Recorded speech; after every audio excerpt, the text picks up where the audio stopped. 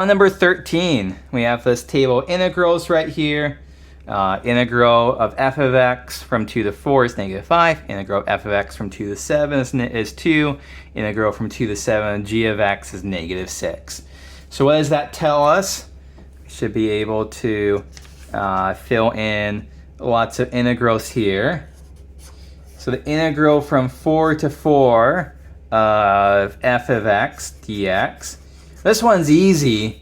The integral from a to a of any integrable function is just going to be 0. So if the bounds of the limits of integration are the same here, you get 0. Okay, part B, integral from 7 to 2 of g of x dx. Okay, these are the same bounds as here, but in the flipped order. And so we change the order of the bounds, we get a negative sign thrown in here. So the integral from 7 to 2 of g of x dx is the negative of the integral from 2 to 7 g of x dx. So it's negative 6 here, positive 6. Okay, part C asks us for the integral from 2 to 7 of 2 times g of x dx.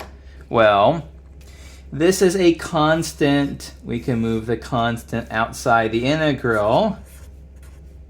Multiplicative constant here. It's 2 times the integral from 2 to 7 g of x dx.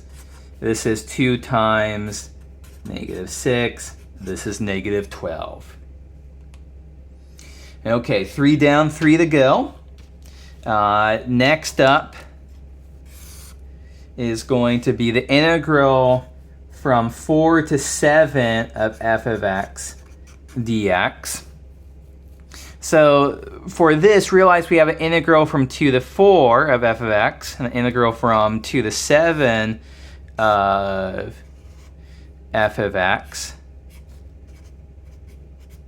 And so let me just draw a little bit of pictures here. So the integral from 2 to 4 of f of x dx is equal to negative 5. That's representing the area under the curve, right? I guess it should be drawn under the axis because it's negative, but this will show what's going on here. And then the integral from 2 to 7 of f of x dx is 2, will be that entire area. So we're being asked for this area. How do we find this area? It's integral from 2 to 7 f of x dx minus integral from 2 to 4 of f of x dx. And so this is going to be 2 minus negative 5 gives us 7. Okay, part E. Integral from 2 to 7 of g of x minus f of x dx. We can rewrite this as, we can just break this up as this integral of from 2 to 7 g of x dx minus integral from 2 to 7 f of x dx. And we know both of these. We know this is negative 6, and we know this is 2. So our answer here is negative 8. And then finally, integral, so that was d, e, f. The integral from 2 to 7 of 5 g of x minus f of x dx here. We can again split this into 2 integrals. The integral of 5gx minus the integral of f of x, and then the 5 will move outside of the integral, just as before. So this becomes the integral of 5, or 5 times the integral from 2 to 7 of g of x dx. That marker really needs to go. There we go. Minus the integral from 2 to 7 of f of x dx. And so this is going to be 5 times negative 6 minus 2 is negative 32. Okay. That is problem number 13. Problem number 14. graph the integrand and use areas to evaluate the integral here. What's going on? So the integrand is this. Y is equal to 5 plus the square root of 16 minus x squared. What is this? Can we get this in terms of, an easier to graph equation here? I'm going to subtract 5 from both sides. Y minus 5 is equal to square root of 16 minus x squared.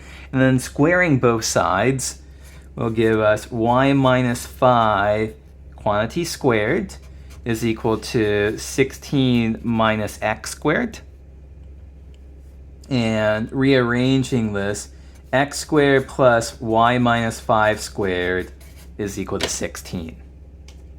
Okay, what can I tell about this? Well, this is an equation of a circle. The center of our circle is x minus 0 squared, so x is 0, y minus 5 squared, so the y coordinate of our center is 5. 16 is 4 squared, so our radius is 4. So what is going on here? We have a circle that's centered at the point 0, 5 with radius 4. So there's our circle.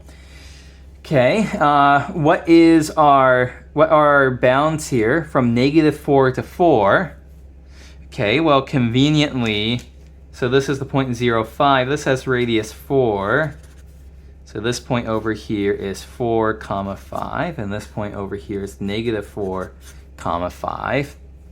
And a little bit of thought should convince us y is equal to 5 plus the square root corresponds to this part of the circle.